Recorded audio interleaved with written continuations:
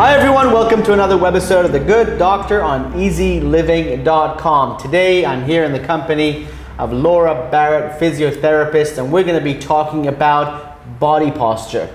Welcome to the program. Thank you.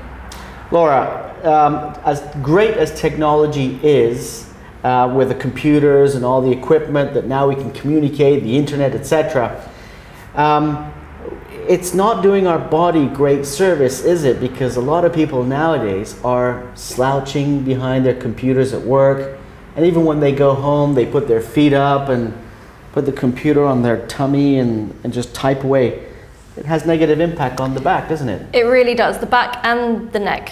Okay. So sitting in that slump position puts a lot of pressure on the joints and the ligaments and the disc of your lower back. And when you're in that slump position, it automatically pushes your head forward. Mm-hmm. Now, if you imagine the head in an average size adult weighs about 4 to 5 kg, that needs to be positioned directly above the spine. If we take that even an inch forward, we've doubled that weight, therefore putting strain on the ligaments and the joints of the neck. So it affects the lower back and the neck. And what are the ramifications of that? So you're going to start getting pain. The pain, once it gets worse, is going to start spreading down your arms. If we've got nerves irritated, then you're going to get pins and needles, numbness, weakness in the hands. It's going to affect your whole life. You're going to have to stop doing the sports you want to do. You're going to have to be coming for physio or some kind of treatment to get rid of that. So it'll affect your neurology? Yes. Okay, that's for the neck. And the back. And the back. So sitting badly for the lower back as well, if you start to irritate the nerves by the disc, you start to get sciatica or symptoms of sciatica, so pain, numbness down your leg. So for all of our viewers out there who have desk jobs, what would you recommend? So first of all, they need to have a good chair. So you need a chair that's got a really good lumbar support.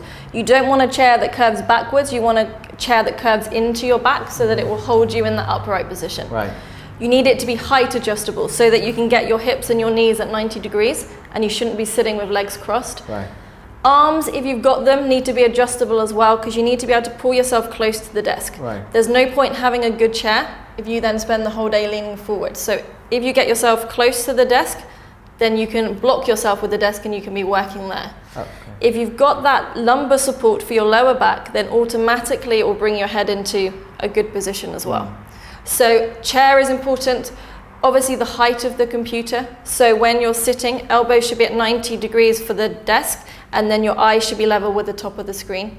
And for things you're using a lot, a telephone, folders, try and get everything central. You don't want to be doing anything where you're constantly twisting to one side.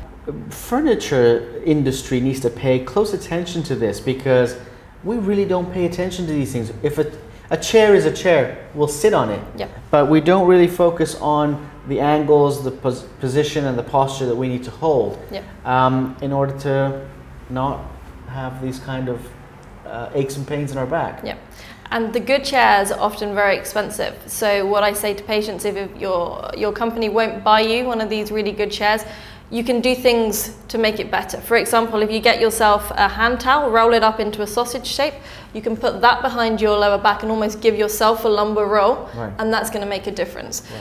If you've got short legs, then you can put your feet onto a stool or onto a block of paper.